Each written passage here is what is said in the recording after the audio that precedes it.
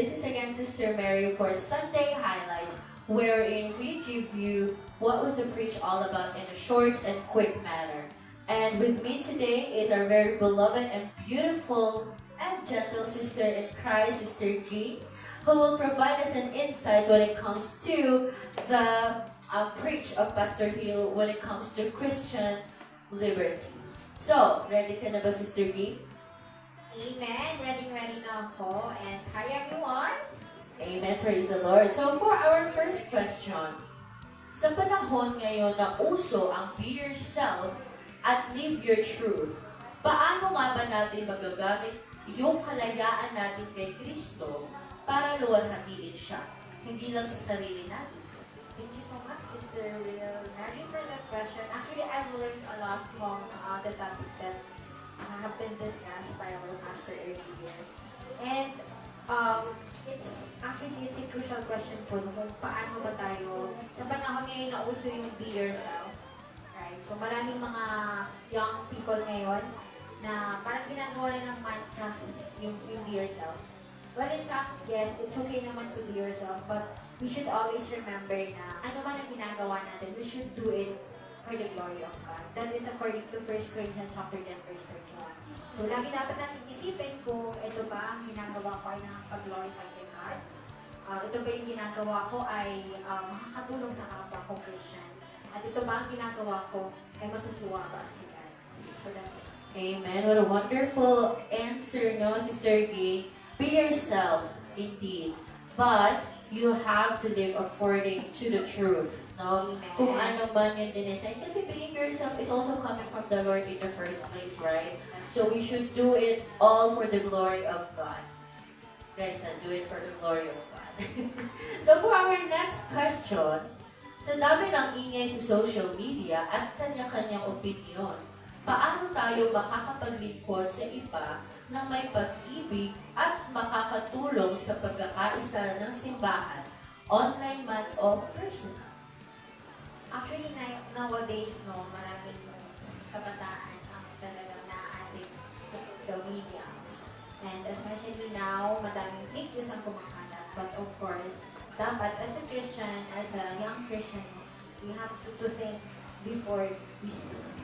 So, we were given a free will to serve. Binibigay ng Panginoon ng kalayaan para siya ay paglingkuran.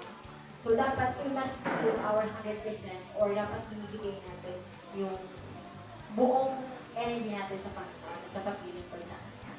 Amen. Praise the Lord. Think before you speak indeed, no? Kasi nga naman kapag hindi mo minsan pinag-iisipan ang sasabihin mo, baka ikaw ang sabi. And knowing that we are the representative of Jesus, we should be able talaga to speak up the truth and live the truth according to the Bible. Sister Mary, if I may add, as a young Christians, kailangan inisip din natin kung tama ba yung pinapost natin. If it is, can give glory to the Lord. Kasi minsan, madaming young people ang na-influence ng social media. So, dapat tama din yung pinapost natin. That's it. Thank you. Exactly. So parang from think before you speak to think before you post. So for our last question, Sister B, sa panahon na parang normal na yung basta ako, wala akong pakialam sa sasabihin ng iba, paano tayo mamumuhay na may accountability na alam nating managot tayo kay Lord sa bawat ginagawa natin? Alright, so as I said earlier po, no, na we need to do everything para sa ikaglory ng Lord. So, dun sa question number 3, makikita natin yun sa Romans chapter 14 verse 5, and it says na lahat tayo ay magbibigay ng sulit sa Panginoon. So, may ipi ko may nakakita man sa iyo or wala, ang paglilingkod sa Panginoon ay dapat ginagawa natin ng buong puso. Because we're not doing it for the people, but we are doing it for the Lord. Amen. Praise the Lord. Thank you so much, Sister Ging. Thank you for having me. Of course, pero Sister Ging, before we end this Sunday highlight, ano po yung may advice natin sa ating mga viewers when it comes to understanding Christian liberty? Ano nga ba yung pinaka-core nito or any advice for our viewers? This is based on my own experience po. And siyempre nakaka-relate ako dun sa topic natin natin. So, nowadays kasi we are all given free will. So it's up to us kung gagawa tayo ng mabuti o gagawa tayo ng masama. But as I mentioned na kailangan ginagawa din natin ang mga bagay or na nakapagbibigay ng nakakapag-glorify sa Panginoon. So we have to make sure or dapat as a Christian, piliin natin, piliin ang mabuti natin. At alam natin na ikasasaya ng Panginoon.